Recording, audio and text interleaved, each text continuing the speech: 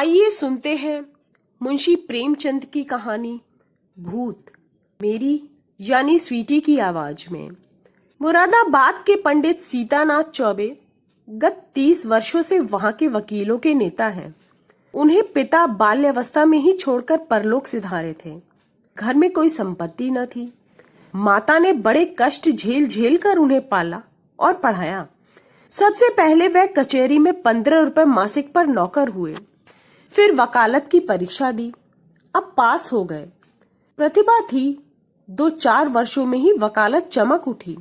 जब माता का स्वर्गवास हुआ तब पुत्र का शुमार जिला के गणमान्य व्यक्तियों में हो गया था।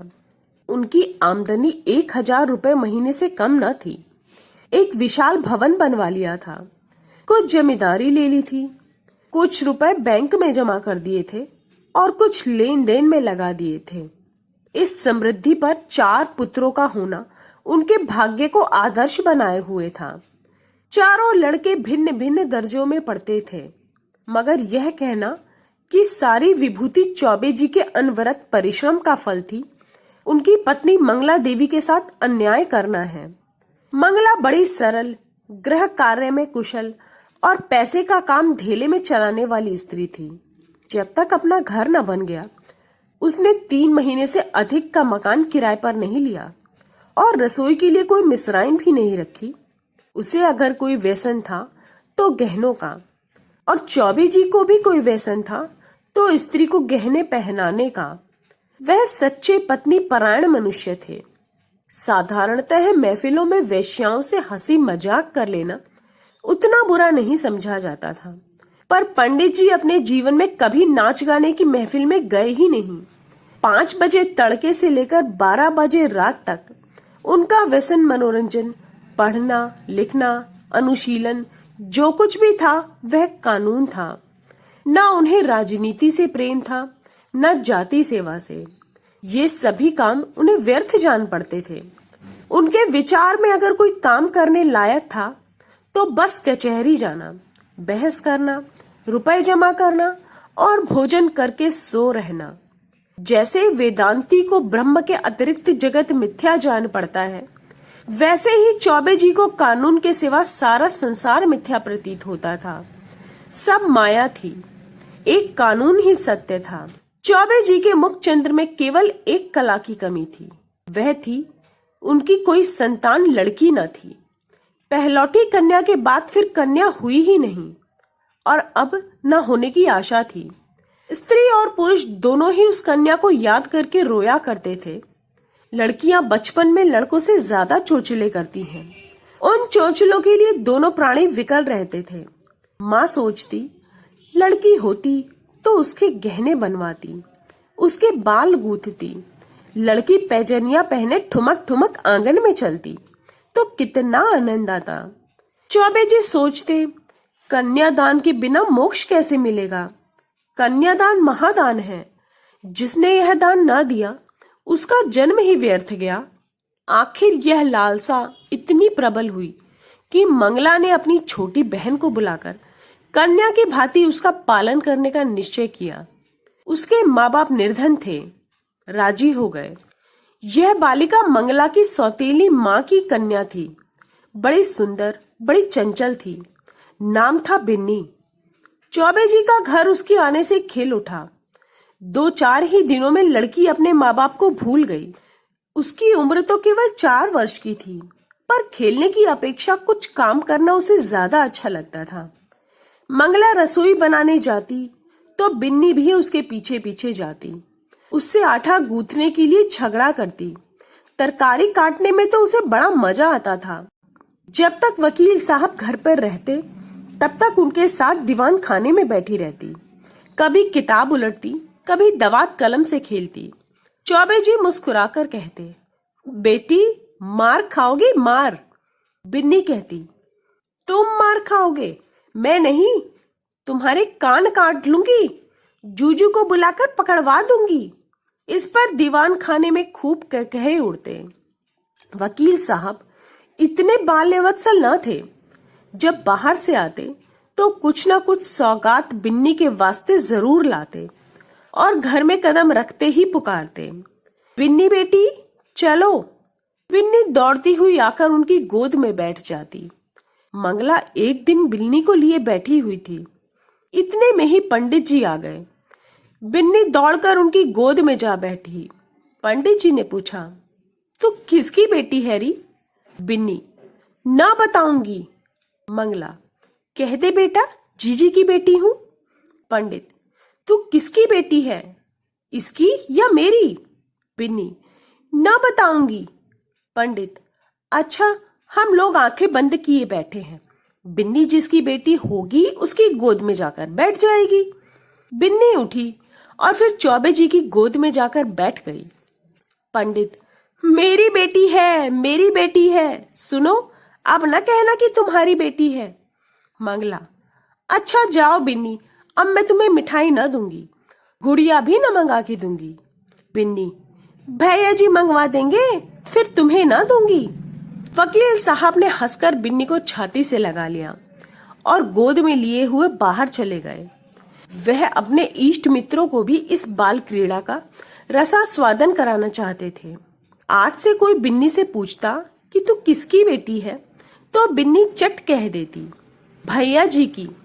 एक बार बिन्नी का बाप आकर उसे अपने साथ ले गया। बिन्नी ने रो रो कर दुनिया सर पर उठा ली। इधर चौबे जी को भी दिन काटना कठिन हो गया। 1 महीना भी न गुजरने पाया था कि फिर ससुराल गए और बिन्नी को लिवा लाए। बिन्नी अपने माता और पिता को भूल गई। वह चौबे जी को अपना बाप और मंगला को अपनी माँ समझने लगी। जिन्होंने उसे जन्म दिया था वे अब गैर हो गए थे। कई साल गुजर गए। वकील साहब के बेटों के विवाह हुए। इनमें से 2 अपने बाल बच्चों को लेकर अन्य जिलों में वकालत करने चले गए। 2 कॉलेज में पढ़ते थे। बिन्नी भी कली से फूल हुई। ऐसी रूप गुण शील वाली बालिका बिरादरी में और न थी। पढ़ने लिखने में चतुर, घर के काम धंधों में कुशल, बूटे कसीदे और सीने पिरोने में दक्ष, पाक कला में निपुण, मधुर भाषणी, लज्जाशीला, अनुपम रूप की राशि। अंधेरे घर में उसके सौंदर्य की दिव्य ज्योति से उजाला होता था। उषा की लालिमा में, ज्योत्सना की मनोहर छटा में, खिले हुए गुलाब के ऊपर सूर्य की किरणों से चमकते हुए तुषार बिंदु में भी वह प्राणप्रद सुषमा और वह शोभा न थी। श्वेत हेम मुकुटधारी पर्वत में भी वह शीतलता न थी जो बिन्नी अर्थात विंध्येश्वरी के विशाल नेत्रों में थी।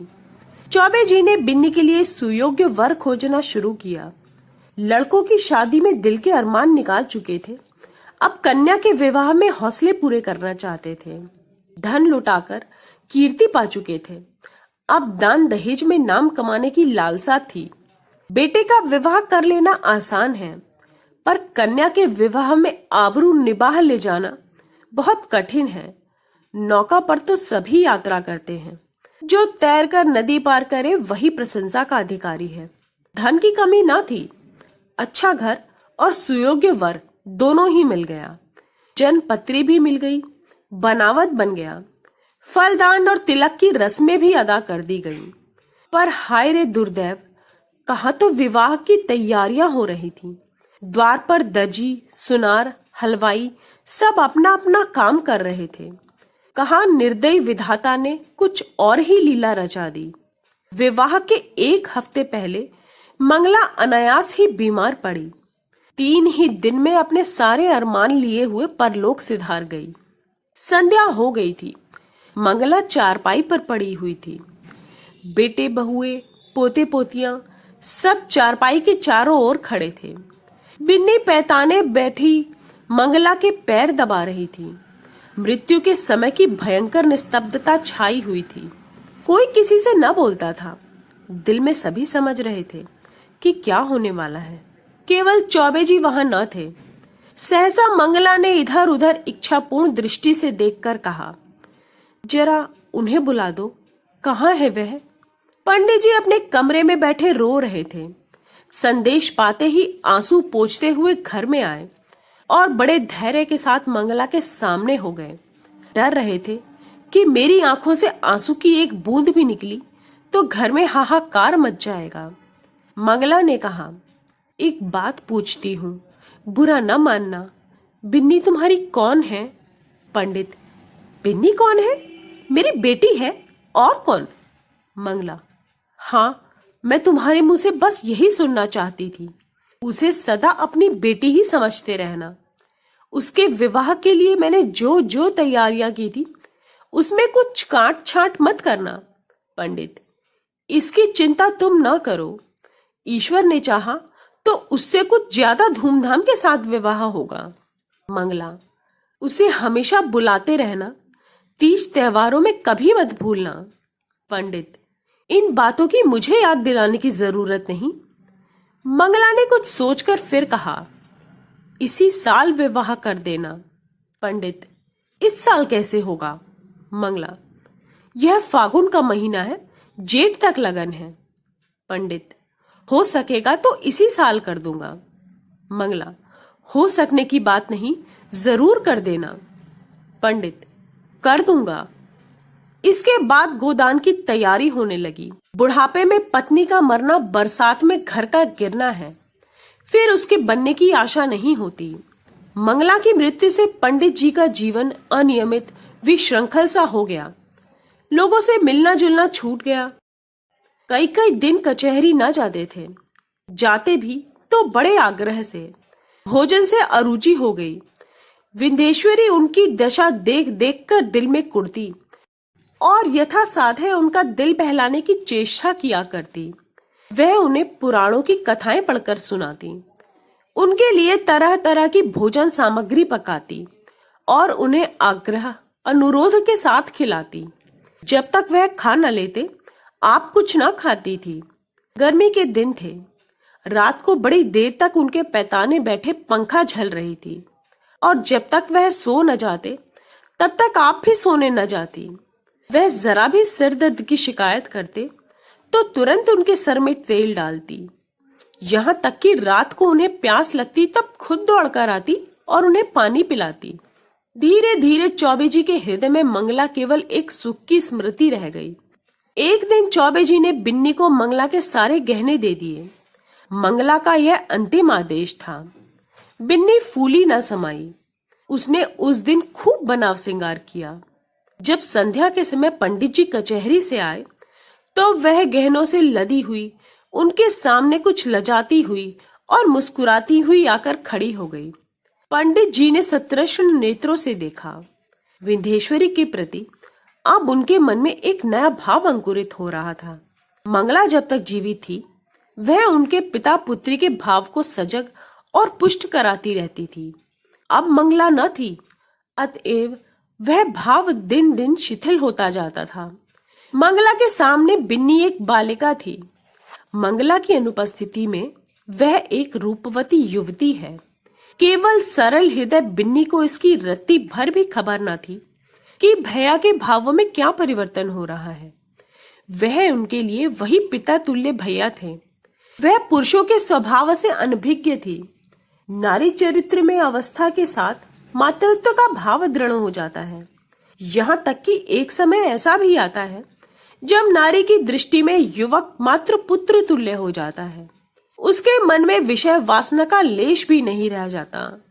किंतु पुरुषों में यह अवस्था कभी नहीं आती। उनकी कामेंद्रियां क्रियाहीन भले ही हो जाएं, पर विषय वासना संभवतः और भी बलवती हो जाती हैं।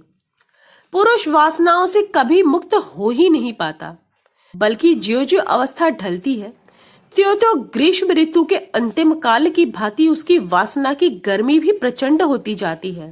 वह तृप्ति के लिए नीच साधनों का सहारा लेने को भी प्रस्तुत हो जाता है। जवानी में मनुष्य इतना नहीं गिरता। उसके चरित्र में गर्व की मात्रा अधिक रहती है। जो नीच साधनों से घृणा करता है, वह किसी के घर में घुसने के लिए जबरदस्ती तो कर सकता है, किंतु परनाले के रास्ते नहीं जा सकता। पंडित जी ने बिन्नी को सतृष्ण नेत्रों से देखा और फिर अपनी इस उच्च श्रृंखला पर लज्जित होकर आंखें नीची कर ली। बिन्नी इसका कुछ मतलब न समझ सकी। पंडित जी बोले, तुम्हें देखकर मुझे मंगला के उस समय की याद आ रही है जब वह विवाह के समय यहाँ आई थी। बिल्कुल ऐसी ही सूरत थी। यही गोरा रंग, यही प्रसन्न मुख, यही कोमल गाल, यही लचीली आंखें, वह चित्र अभी तक मेरे हृदय पट पर खिंचा हुआ है, कभी नहीं मिट सकता। ईश्वर ने तुम्हारे रूप में मुझे मंगला दे दी। बिन्नी, तो आपके लिए जलपान लाऊं? पंडित जी, ले आना, अभी बैठो। मैं बहुत दुखी हूं, तुमने मेरे शोक को भुला दिया है। वास्तव में तुमने मुझे जिंदा किया है, नहीं तो मुझे आशा न थी कि मंगला के पीछे मैं जीवित रहूंगा। तुमने प्राण दान दिया। मैं नहीं जानता कि तुम्हारे चले जाने के बाद मेरी क्या दशा होगी। बिन्नी, कहाँ चले जाने के बाद? मैं तो कहीं नहीं जा रही। पंडित, क्यों? तुम्हारे विवाह की तिथि आ रही है, चली ही जाओगी? बिन्नी सकुचाती हुई, ऐसी जल्दी क्या है? पंडित, जल्दी क्यों नहीं, जमाना हंसेगा। बिन्नी, हंसने दीजिए, मैं यहीं आपकी सेवा करती रहूंगी। पंडित, नहीं बिन्नी, मेरे लिए तुम क्यों हलकान होगी? मैं अभागा हूं, जब तक जिंदगी है जीऊंगा, रो रो कर जीऊं, चाहे हंस हंस कर। हंसी मेरे भाग्य से उठ ही गई है। तुमने इतने दिनों संभाल लिया, यही क्या कम एहसान किया? मैं यह जानता हूं कि तुम्हारे जाने के बाद मेरी कोई खबर लेने वाला नहीं रहेगा। यह घर तहस नहस हो जाएगा और मुझे घर छोड़कर भागना पड़ेगा। पर क्या किया जाए, लाचारी है। तुम्हारे बिना अब मैं एक क्षण भी नहीं रह सकता। मंगला की खाली जगह तुमने पूरी की है, अब तुम्हारा स्थान कौन पूरा करेगा? बिन्नी, क्या इस साल और नहीं रुक सकती? मैं इस दशा में आपको छोड़कर ना जाऊंगी। पंडित, अपने बस की बात तो नहीं, वे लोग आग्रह करेंगे तो मजबूर होकर करना ही पड़ेगा। बिन्नी, बहुत जल्दी मचाए तो आप कह दीजिएगा, अब नहीं करेंगे। उन लोगों के जो जी में आए वह करे, यहां कोई उनका दबैल बैठा हुआ है क्या? पंडित, वे लोग अभी से आग्रह कर रहे हैं। बिन्नी, आप फटकार क्यों नहीं देते? पंडित, करना तो है ही, विलंब क्यों करूं? यह दुख और वियोग तो एक दिन होना ही है, अपनी विपत्ति का भार तुम्हारे सर क्यों रखूं? बिन्नी, सुख दुख में काम ना आऊंगी तो और किस दिन काम आऊंगी? पंडित जी के मन में कई दिनों तक घोर संग्राम होता रहा। अब वह बिन्नी को पिता की दृष्टि से न देख सकते थे। बिन्नी अब मंगला की बहन और उनकी साली थी। जमाना हंसेगा तो हंसे, जिंदगी तो आनंद से गुजरेगी। उनकी भावनाएं कभी इतनी उल्लासमयी न थी। उन्हें अपने अंगों में जवानी की स्फूर्ति का अनुभव हो रहा था। वह सोचते, बिन्नी को मैं अपनी पुत्री समझता था, पर वह मेरी पुत्री है तो नहीं। इस तरह समझने से क्या होता है? कौन जाने, ईश्वर को यही मंजूर हो, नहीं तो बिन्नी यहां आती ही क्यों? उसने इसी बहाने से इस संयोग को निश्चय कर दिया होगा। उसकी लीला तो अपरंपार है। पंडित जी ने वर के पिता को सूचना दे दी कि कुछ विशेष कारणों से इस साल विवाह न हो सकेगा। विंध्येश्वरी को अभी तक कुछ खबर न थी कि मेरे लिए क्या क्या षड्यंत्र रचे जा रहे हैं। वह खुश थी कि भैया जी के सेवा कर रही हूं और भैया जी मुझसे प्रसन्न हैं। बहन का इन्हें बड़ा दुख है, मैं न रहूंगी तो यह कहीं चले जाएंगे। कौन जाने साधु सन्यासी ही ना हो जाएं। इनका घर में मन कैसे लगेगा? वह पंडित जी का मन बहलाने का निरंतर प्रयत्न करती रहती थी। उन्हें कभी मनमारे ढंग से न बैठने देती थी। पंडित जी का मन अब कचहरी में ना लगता था। घंटे 2 घंटे बैठकर चले आते थे। युवकों के प्रेम में विकलता होती है और वृद्धों के प्रेम में श्रद्धा। वे अपनी यौवन की कमी को खुशामद से, मीठी बातों से और हाजिर जवाबी से पूर्ण करना चाहते हैं। मंगला को मरे अभी 3 ही महीने गुजरे थे कि चौबे जी ससुराल पहुंचे। सास ने मुंह मांगी मुराद पाई। उनके 2 पुत्र थे। घर में कुछ पूंजी न थी। उनके पालन पोषण और शिक्षा के लिए कोई ठिकाना न नजर आता था। मंगला मर चुकी थी। लड़की का जो ही विवाह हो जाएगा वह अपने घर की होकर रहेगी। फिर चौबे जी से नाता टूट ही जाएगा। वह इसी चिंता में पड़ी हुई थी कि चौबे जी आए। मानो देवता स्वयं वरदान देने आए हों। जब चौबे जी भोजन करके लेटे तो सास ने कहा, भैया कहीं बातचीत हुई कि नहीं? पंडित, अम्मा अब मेरे विवाह की क्या बात होगी? सास, क्यों भैया, अभी तुम्हारी उम्र ही क्या है? पंडित, करना भी चाहूं तो बदनामी की डर से नहीं कर सकता, मुझे फिर पूछता ही कौन है? सास, पूछने को हजारों है, दूर क्यों जाओ, अपने घर में लड़की बैठी है, सुना है तुमने मंगला के सभी गहने बिन्नी को दे दिए हैं। कहीं और विवाह हुआ तो ये कई हजार की चीजें तुम्हारे हाथों से निकल जाएंगी, तुमसे अच्छा घर में कहां पाऊंगी? तुम उसे अंगीकार कर लो, मैं तो बस यही चाहती हूं, तो मैं तर जाऊं। अंधा क्या मांगे, दो आंखें। चौबे जी ने मानो विवश होकर सास की प्रार्थना स्वीकार कर ली। बिन्नी अपने गांव के कच्चे मकान में अपनी माँ के पास बैठी हुई थी। अब की चौबे जी ने उनकी सेवा के लिए एक लौंडी भी साथ कर दी थी। विंध्येश्वरी के दोनों छोटे भाई विस्मित होकर उसके आभूषणों को देख रहे थे। गांव की और कई स्त्रियां उसे देखने आई हुई हैं और उसके रूप लावण्य का विकास देखकर चकित हो रही हैं।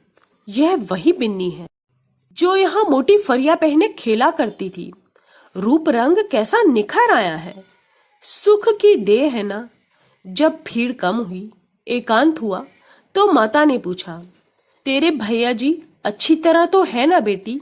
यहाँ आए थे तो बहुत दुखी थे, मंगला का शोक उन्हें खाए जाता था। संसार में ऐसे भी मर्द होते हैं जो स्त्री के लिए प्राण दे देते हैं, नहीं तो यहाँ स्त्री मरी और चट दूसरा ब्याह रचाया। मानो मनाते ही रहते हैं कि यह मरे और मैं नई नवीली बहू लाऊं। विंध्येश्वरी उन्हें याद करके रोया करते हैं, चली आई हूं, न जाने कैसे रहते होंगे। माता, मुझे तो डर लगता है तेरा ब्याह हो जाने पर कहीं घबराकर साधु फकीर ना हो जाए। विंध्ये, मुझे भी तो यही डर लगता है, इसी से तो मैंने कह दिया है, अभी जल्दी ही क्या है। माता, जितने ही दिन उसकी सेवा करोगी उतना ही उसका स्नेह बढ़ेगा और तुम्हारे जाने से उन्हें उतना ही अधिक दुख होगा। बेटी, सच तो यह है कि वह तुम्ही को देखकर जीते हैं। इधर तुम्हारी डोली उठी और उधर उनके घर का सत्यानाश हुआ। मैं तुम्हारी जगह होती तो उन्हीं से ब्याह कर लेती। बिंधे, ए हटो अम्मा, गाली देती हो? उन्होंने मुझे बेटी करके पाला है, मैं भी उन्हें अपने पिता समझती हूँ। माता, चुप रह पगली, कहने से क्या होता है। विंध्ये, अरे सोच अम्मा सोच, कितनी बेढंगी बात है। माता, मुझे तो इसमें कुछ बेढंगा नहीं लगता। विंध्ये, क्या कहती हूँ अम्मा, उनसे मेरा विवाह, मैं तो लाज के मारे मर जाऊं, उनके सामने तक ना जाऊं, वह कभी भी ना मानेंगे। मानने की बात भी हो कोई जो वो माने। माता, उनका जिम्मा मैं लेती हूं, मैं उन्हें राजी कर लूंगी, तू राजी हो जा। याद रख, यह कोई हंसी खुशी का ब्याह नहीं, उनकी प्राण रक्षा की बात है, जिनके सिवा संसार में हमारा कोई नहीं। फिर अभी उनकी ऐसी उम्र भी तो नहीं, 50 से केवल 2 ही 4 साल ऊपर होंगे। उन्होंने एक ज्योतिषी से पूछा था, उसने उनकी कुंडली देखकर बताया है कि आपकी जिंदगी कम से कम 20 वर्ष की और है। देखने सुनने में भी 100-200 में एक आदमी है। बातचीत में चतुर माता ने कुछ ऐसा शब्द व्यूह रचा कि सरल बालिका उसमें से निकल न सकी। माता जानती थी कि प्रलोभन का जादू इस पर न चलेगा। धन का, आभूषणों का, कुल सम्मान का, सुखमय जीवन का उससे जिक्र तक न किया। उसने केवल चौबे जी की दयनीय दशा पर जोर दिया। अंत में विंध्येश्वरी ने कहा, अम्मा, मैं जानती हूं कि मेरे न रहने से उनको बड़ा दुख होगा। यह भी जानती हूं कि मेरे जीवन में सुख लिखा ही नहीं। अच्छा, उनके हित के लिए मैं अपने जीवन का बलिदान कर दूंगी। ईश्वर की यही इच्छा है तो यही सही। चौबे जी के घर में मंगल गान हो रहा था। विंध्येश्वरी आज वधू बनकर घर में आई है। कई वर्ष पहले वह चौबे जी की पुत्री बनकर आई थी। उसने कभी स्वप्न में भी न सोचा था कि एक दिन मैं इस घर की स्वामिनी बनूंगी। चौबे जी की सज धज आज देखने योग्य है। तंजेब का रंगीन कुर्ता, कतरी हुई और सवारी हुई मूछें, खिजाब से चमकते हुए बाल, हंसता हुआ चेहरा, चढ़ी आंखें, यौवन का पूरा स्वांग था। रात बीत चुकी थी। विंध्येश्वरी आभूषणों से लदी हुई भारी जोड़े पहनी हुई फर्श पर सिर झुकाए बैठी हुई थी। उसे कोई उत्कंठा न थी, भय न था, केवल यह संकोच था कि मैं उनके सामने मुंह कैसे खोलूंगी। उनकी गोद में मैं खेली हुई हूं, उनके कंधों पर बैठी हूं, उनकी पीठ पर सवार हुई हूं, न जाने कैसे उन्हें मुंह दिखाऊंगी। मगर वे पिछली बातें क्यों सोचे। ईश्वर उन्हें प्रसन्न रखे।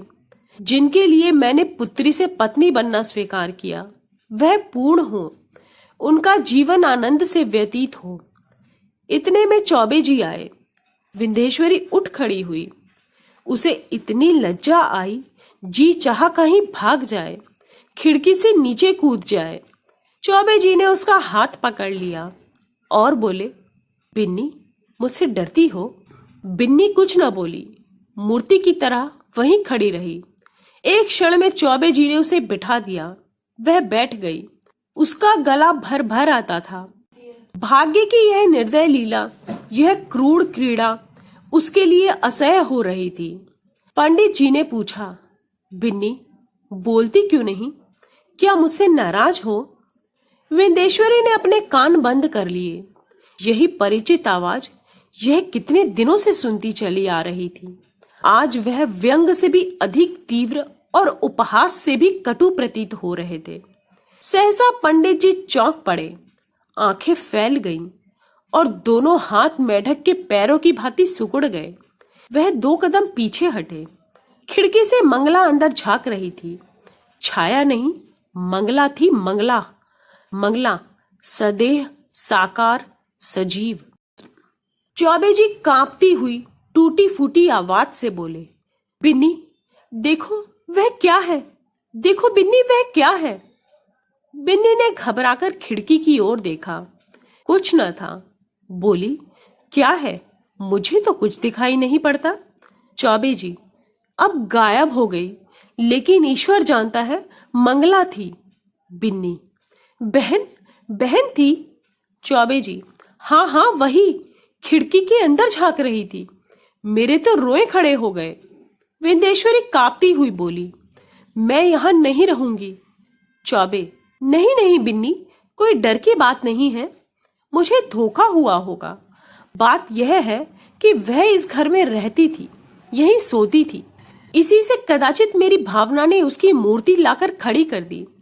कोई बात नहीं, आज का दिन कितना मंगलमय है कि मेरी बिन्नी यथार्थ में मेरी हो गई। यह कहते कहते चौबे जी फिर चौंके। फिर वही मूर्ति खिड़की से झांक रही थी। मूर्ति नहीं, सदेह, साकार, सजीव, मंगला। अब की उसकी आंखों में क्रोध न था, तिरस्कार न था, उसमें हास्य भरा हुआ था। मानो वह यह दृश्य पर हंस रही हो, मानो उसके सामने कोई अभिनय हो रहा हो। चौबे जी ने कांपते हुए कहा, बिन्नी, फिर वही बात हुई। वह देखो, मंगला खड़ी है। विंध्येश्वरी चीख कर उनके गले से चिमट गई। चौबे जी ने महावीर का नाम जपते हुए कहा, मैं किवाड़ बंद किए देता हूं। बिन्नी, मैं इस घर में नहीं रहूंगी। रोकर, भैया जी, तुमने बहन के अंतिम आदेश को नहीं माना, इसी से उनकी आत्मा दुखी हो रही है। मुझे तो किसी अमंगल की आशंका हो रही है। चौबे जी ने उठकर खिड़की के द्वार बंद कर दिए और कहा, मैं कल से ही दुर्गा पाठ कराऊंगा। आज तक कभी ऐसी शंका न हुई थी। तुमसे क्या कहूं, मालूम होता है, होगा। उस बात को जाने दो। यहाँ बड़ी गर्मी पड़ रही है। अभी पानी गिरने को 2-3 महीनों से कम नहीं है। हम लोग क्यों ना मंसूरी चले? विंध्य, मेरा तो कहीं जाने को जी नहीं चाहता। कल ही दुर्गा पाठ कराना। मुझे अब इस कमरे में नींद ना आएगी। पंडित, ग्रंथों में तो देखा यही है कि मरने के बाद केवल सूक्ष्म शरीर रह जाता है। फिर समझ में नहीं आता वह स्वरूप क्यों कर दिखाई दे रहा है। मैं सच कहता हूँ बिन्नी, अगर तुमने मुझ पर यह दया न की होती तो मैं कहीं का न रहता। शायद इस वक्त मैं बद्रीनाथ के पहाड़ों पर सर टकराता होता, या कौन जाने विष खाकर प्राणांत कर चुका होता। विंध्य, मसूरी में किसी होटल में ठहरना पड़ेगा। पंडित, नहीं, मकान भी मिलते हैं। मैं अपने एक मित्र को लिखे देता हूँ, वह कोई मकान ठीक करके रखेगा वहां। बात पूरी हो भी ना पाई थी कि न जाने कहां से आकाशवाणी हुई, बिन्नी तुम्हारी पुत्री है।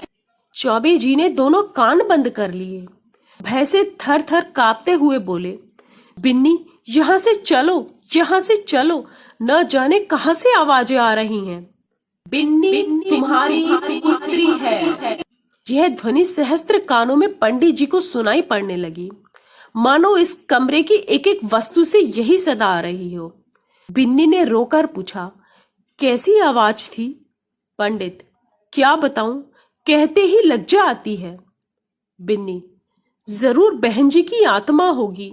बहन, मुझ पर दया करो, मैं सर्वथा निर्दोष हूं। पंडित, फिर वही आवाज आ रही है। हाय ईश्वर, कहां जाऊं? मेरे तो रोम रोम में वही शब्द गूंज रहे हैं। बिन्नी, बुरा किया, मंगला सती थी, उसकी आदेश की उपेक्षा करके मैंने अपने हक में जहर बोया है। कहां जाऊं, क्या करूं? यह कहकर पंडित जी ने कमरे के किवाड़ खोल दिए और बेतहाशा भागे। अपने मर्दाने कमरे में पहुंचकर वह गिर पड़े, मूर्छा आ गई। विंध्येश्वरी भी दौड़ी, पर चौखट से बाहर निकलते ही गिर पड़ी। आप सुन रहे थे प्रेमचंद की कहानी भूत। मिलते हैं एक नई कहानी के साथ जल्द ही।